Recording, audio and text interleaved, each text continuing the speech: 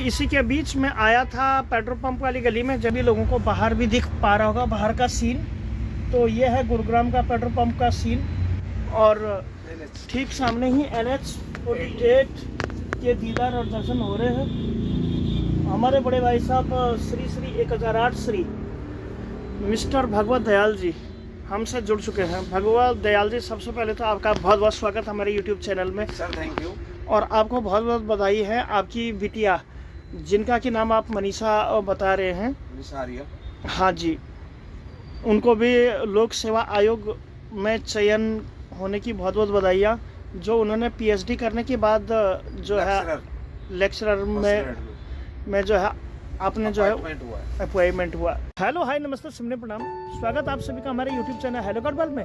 चलिए आपसे कुछ बात करते हैं, आइए फिर शुरुआत करते हैं। ड्राइवर देश के एक अंतरिम सिपाही होते हैं, साथ के साथ नई नई विकास की गतिविधियों में और देश के कोने कोने में माल लेने ले जाने का भार इनके कंधों पर रहते हैं। आज एक ऐसे ही जिंदा दिल ड्राइवर से हम आपको मिलाएंगे। पहले उनका इंटरव्यू शुरू करने से पहले ये भी हमारे एक ड्राइवर हैं, बाबा सिद्धनाथ जी। तो सिद्धनाथ जी कैसे हो?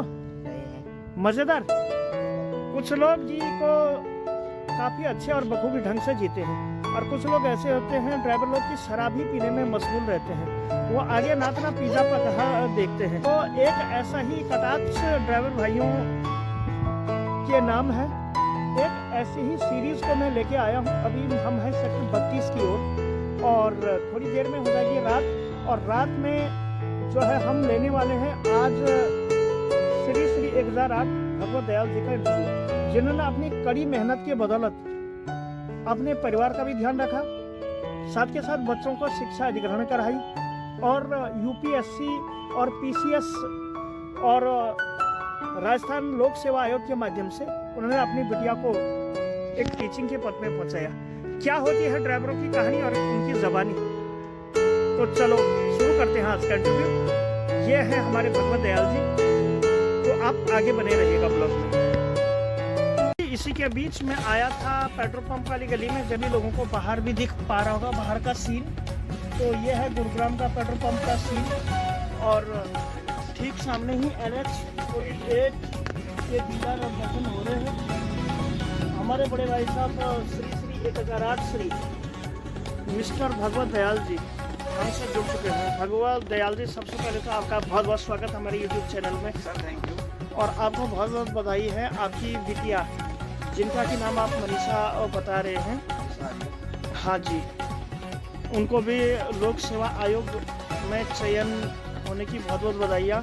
जो उन्होंने PhD करने के बाद जो है लेक्चरर में जो है आपने जो है अपॉइंटमेंट हुआ। कहते हैं कि जो है अपने बच्चों को अच्छी परवरिश नहीं दे सकता। वास्तव में 100 में से 99% ऐसे ही होता है। लेकिन क्या है कि कुछ माता पिता इतने सभ्य होते हैं, हालांकि पढ़ाई लिखाई का भी उनके जीवन में बहुत महत्व होता है। तो सर, कैसे करके जो है आपने अपना और अपने परिवार को इस मुकाम तक पहुंचाया? क्या कुछ मेहनत करी, क्या कुछ चुनौतियां थी, थोड़ा विस्तार से बताइए ना। सर विस्तार से जैसे ड्राइवर आदमी है, उसकी सैलरी कम होती है। आज के टाइम में अगर लगाया जाए तो ड्राइवर आदमी अपने बच्चों को एजुकेशन नहीं दे सकता। तो इस वजह से करके मैंने, मेरी मिसेज ने, मैं ड्राइविंग करता रहा, वो उसने 2 भैंस पाली, एक डेयरी करी छोटी सी, वो भी मेरा साथ दिया।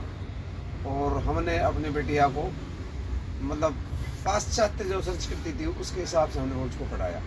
अच्छा, वैसे तो सर अपना पूरा नाम पता बताओ ना सर। मेरा सर नाम है भगवत दयाल यादव और डिस्ट्रिक्ट है अपनी अलवर, राजस्थान। वहाँ के कौन से गांव के रहने? वहाँ से गाँव है छोटा सा जहाँपुरी गाँव पड़ता है। जहाँपुरी? कोट कासिम तहसील। कोट कासिम के जहाँपुरी? जहाँ आपकी ये कंपनी है वहाँ से कितना किलोमीटर पड़ जाता है? से 20-22 किलोमीटर। तो मोटरसाइकिल से ही आना जाना दिन में? आपकी मोटरसाइकिल JSW में ही हरदम रहती होगी? अच्छा, तो मैंने कैसे करके जो है आपने भाई साहब से ये गुजारिश करना चाहता हूँ, अपने ड्राइवर भाई सभी एक परिवार होता है। 2 से 5 आदमी जब इकट्ठे हो जाते हैं वो एक परिवार बन जाता है। तो हम सब भाइयों से ये गुजारिश है कि मेहनत करो और उस मेहनत को व्यर्थ के खर्चों में न लगा करके अपने बच्चों के खर्चे हाँ, में कई लोग ये होता है कि तेल बेचते हैं, चोरी करते हैं, छपारी करते हैं, बोले कि ये सब्जी आएगी। देखो, मैं तो परमात्मा पर विश्वास करता हूँ कि हर जगह परमात्मा व्यापक है, सर्वव्यापक होता है परमात्मा। हाँ हाँ और गलत काम इंसान को कुछ क्षण के लिए अच्छा लगता है, हाँ हाँ लेकिन उसका जो अंत रिजल्ट आता है ना, हाँ हाँ। वो बहुत ही इधर घूम जाइए। रिजल्ट बहुत ही खराब आता है, और उसको जिस मुकाम की वो सोचता है वो मुकाम उसको हासिल नहीं हो पाता है। आपने जो अपनी बालिका को हो या बालक को जो एसबीआई में लगे हुए हैं, और आप स्वयं एक ड्राइवर आदमी होने के बावजूद भी आपने उनको इतनी ज़िंदगी की ऊंचाई पे पहुंचाया, आपका ही नहीं, ये सुन के मेरी भी जो है छाती फक्र से चौड़ी हो गई। कहाँ से स्टार्टिंग करी, क्या कुछ चुनौतियाँ आई, प्लीज़ बताओ ना। सर, जो चुनौतियाँ ये आई, मैं पहले ट्रक ड्राइवर था, ट्रक चलाता था, लॉन्ग रूट पे चलता था, लेकिन क्या ट्रक में ज़्यादातर अच्छे ड्राइवर नहीं हो पाते, कोई ऐप सैप होता है समय नशे पते का और कुछ बाकायदा बहुत काफ़ी ऐप होता है जी। लेकिन उससे मेरा दिल ऊब गया था मेरा कि मैं अब ट्रक की ड्राइविंग नहीं करूँगा। उसके बाद में मेरा फूफा जी लगते हैं, वहाँ गौशाला है, बूढ़ी वालों के नाम से बहुत बड़ी गौशाला है, 2,500-3 हज़ार गौ माता है वहाँ पे। तो वहाँ पे एक स्वामी जी धर्मवेश थे वह रोड के जी। तो उन्होंने फूफा जी से मैंने कहा कि फूफा जी मैं ट्रक नहीं चलाऊंगा, मेरे को एक छोटी गाड़ी दिलाओ। तो मेरे फूफा जी ने स्वामी जी से करके बात और बोला भाई आपको स्वामी जी के पास एक बार मिल जाओ, अगर विचार विमर्श होगा तो आपको रख लेंगे। मैं उनके कहने से बूढ़ी बावल गया तो स्वामी जी ने बोला भाई आप क्या करते थे? मैं बोला स्वामी जी मैं तो ट्रक ड्राइवर था। बोला भाई आप तो बहुत ज़्यादा पैसे कमाते होगे और आप ऐप से स्वामी जी मैं तो बीड़ी सिगरेट कुछ नहीं पीता, शराब वगैरह, और बोलो आप पैसे हम तो इतने नहीं दे पाएंगे।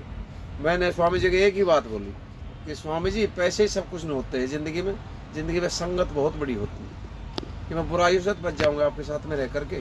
स्वामी जी ने ये मेरा वर्ड बहुत अच्छा लगा और मैंने फिर 6 साल गऊ की नौकरी नहीं की, मैंने गऊ की सेवा की। और मेरा मेन देते ये है कि जो कुछ मेरे को मिला है वो गौ माता की सेवा से मिला है, और जो मैंने परमात्मा ने मेरे को दिया जितने भी सद्बुद्धि थी उसी हिसाब से मैं चलता रहा, और परमात्मा ने मेरी हर बात सुनी और आज मैं इस मुकाम पर पहुंचा हूँ। मैं परमात्मा को धन्यवाद देता हूँ कि आने वाले भविष्य में मैं गलत काम न करूँ और परमात्मा विश्वास रख के आगे कार्य करता रहूँ। अच्छा, ये तो आपने बहुत अच्छी बात कही, लेकिन जो बालिका की जो पढ़ाई लिखाई हुई वो कैसे कैसे करके हुई? वो कैसे हुई? मैंने स्टार्टिंग से बताया, जब बालिका छोटी थी, पढ़ने में होशियार थी, क्या कुछ था, ये पूरी एक स्टोरी टेलिंग जो चल रहा है हमारा। छोटी बालिका मनीषा थी, वो सबसे पहले इतनी पढ़ाई में इंटेलिजेंट नहीं थी। वो पहले कुछ से 5 साल तक अपनी मौसी के पास रही हो, तो उसकी मौसी ने उसको कोशिश की पढ़ाने की। फिर गौशाला में मैं रहता था तो मैं अपने बच्चों को भी मैं गौशाला में रखने लग गया। तो गौशाला की मम्मी भी, मैं भी, शिव चरण भी, वो भी, हम 4-5 वहाँ रहते थे। उसके बाद में हमने क्या किया कि वहाँ मेहनत करते रहे, तो वहाँ वो स्वामी जी आचार्य प्रद्युमन था जो स्वामी रामदेव गुरु जी हैं, उन्होंने स्वामी जी राम जी ने उन्हें अपने गुरु के भेंट के लिए स्कॉर्पियो गाड़ी दी। उनका आश्रम है खानपुर नारनौल के पास ही। तो हमारे गौशाला के स्वामी जी ने मेरे को वहाँ पर भेज दिया। बोला आप कुछ दिन वहाँ के स्वामी जी की सेवा कर दो। तो हम वहाँ चले गए, बच्चे मेरे साथ चले गए। वहाँ आचार्य जी में 2 साल रहा वहाँ पर। चलने के बाद में आचार्य जी ने मेरे को कहा भगवत आप एक काम करो, मनीषा को आप गुरुकुल में डालो। तो मैंने स्वामी जी की बात मान के मैंने गुरुकुल चोटीपुरा में डाला उसको। 8वीं क्लास में डाला था मैंने। तो वहाँ उन्हें शास्त्री भी, BA भी, MA भी और नेट GRF भी वहीं से उन्होंने क्लियर किया है। B.Ed मैंने अपने यहाँ से डिस्ट्रिक्ट अलवर से बीबी रानी से कराया उसको। अच्छा जी। और B.Ed करने के बाद में उसका PhD में नंबर हो गया। इलाहाबाद गई वो 6 महीने के लिए। ओहो। और इलाहाबाद के बाद में फिर उसको जयपुर सेंटर मिल गया PhD का। अच्छा जी। और स्कॉलरशिप मिली होगी? हाँ, स्कॉलरशिप उसको 50,000 के आसपास मिलता है हर महीने। हर महीने। तो मैंने कितने साल का कोर्स हुआ? 5 साल की PhD थी। अच्छा, तो मैंने हर महीने मिलता?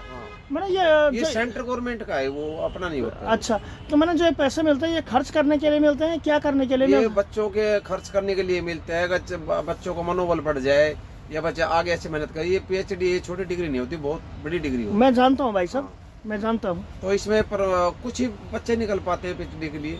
तो सेंट्रल गवर्नमेंट का ये रूल है, जो खाली नेट है उसको स्कॉलरशिप नहीं मिलेगी। मिलती है लेकिन बिल्कुल कम मिलती है खर्चा के लिए। और जो GRF होता है, इंटेलिजेंट बच्चा हो तो उसको पूरी स्कॉलरशिप देते हैं। अच्छा, तो फिर उस खर्चे में अपने आप भी वो पहले थोड़ा सा घर में भी दिया हाँ, होगा। वो तो अपना ही खर्चा चलाते, अपने भाई को भी रखती थी। हाँ। घर में तो परमात्मा में दिया था, ठीक ठाक काम चल रहा है, लेकिन उन्होंने अपना खर्चा चलाया और अपने 2-3 भाइयों को भी साथ में रखा और उनको भी कितने साथ- बालक आपके? मेरे एक लड़का एक लड़की, भाई का भी तो है ना, दो अच्छा, बच्चे। हाँ। हाँ, अच्छा, उनको भी साथ रखा था? हाँ, उनको भी साथ। अरे वो बहुत अच्छी बालिका आपकी।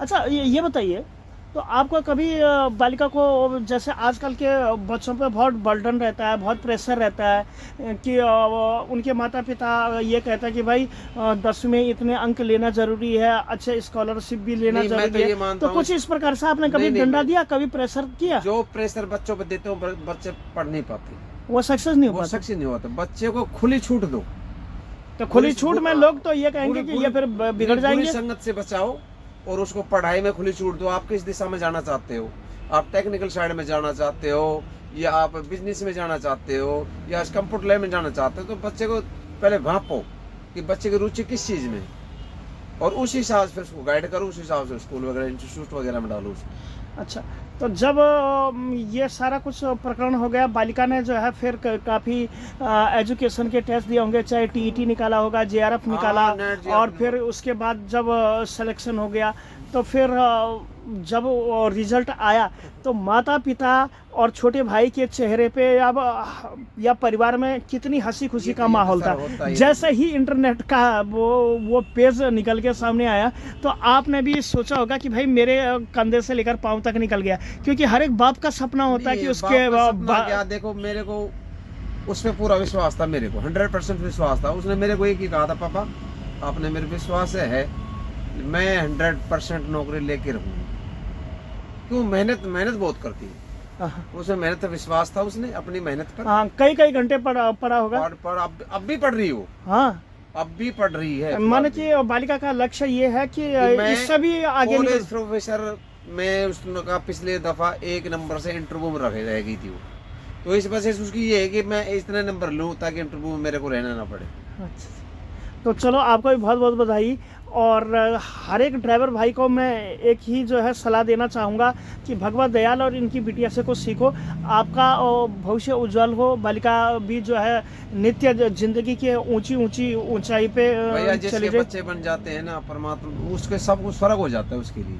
बच्चे के लिए गृहस्थ आदमी बच्चों के लिए करता है, हाँ, हाँ। तो लेकिन एक्चुअल में मैंने एक चीज़ और देखी, हमारे यहाँ पे वो, हालांकि उनका नाम नहीं लूँगा, उनकी बहुत अच्छी कमाई है। कमाई तो आप ये मान के चलो 3-4 लाख रुपया है, लेकिन बच्चे नालायक हैं। मैंने दारू पी के, दुक्कड़ पी के, DU कॉलेज में जाके ऐसी मटर गश्ती करते हैं। एक संस्कृत का दोहा है कि पूत सपूत तो क्यों धन संचय, और पूत कपूत तो क्यों धन संचय। अगर पूत कपूत है तो आप कितना ही कमा के जोड़ो, सारा बर्बाद कर देगा। अगर पूत सपूत है तो आपको कमाने की जरूरत नहीं, वो अपना आप कमा लेगा। इसलिए सभी से ये निवेदन है कि अपने बच्चों की तरफ विशेष कर ध्यान दें, बुरी संगतों से बचाए, अच्छे स्कूल में डालें और बच्चों को मेहनत करनी सिखाएं, और खुद भी मेहनत करें और बुराइयों से बचें।